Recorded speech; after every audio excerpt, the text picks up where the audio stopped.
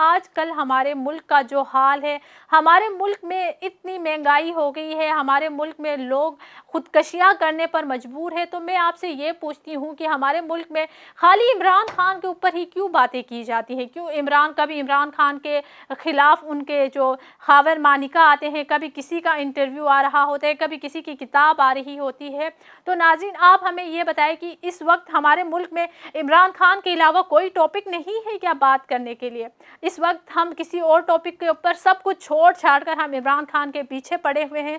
तो मेरा सवाल ये है कि इमरान खान के अलावा भी पाकिस्तान में जो चीज़ें हो रही हैं उनके ऊपर बात की जाए, उन मसलों को हल करने की कोशिश की जाए, और जो हमारे आला अफसरान है या जो भी है जो हमारे मुल्क के करता धरता है, वो इमरान खान का पीछा छोड़कर प्लीज़ अपने मुल्क के लिए बेहतर करने की कोशिश करें। इमरान खान एक साइड टॉपिक हो गए, क्योंकि वो अभी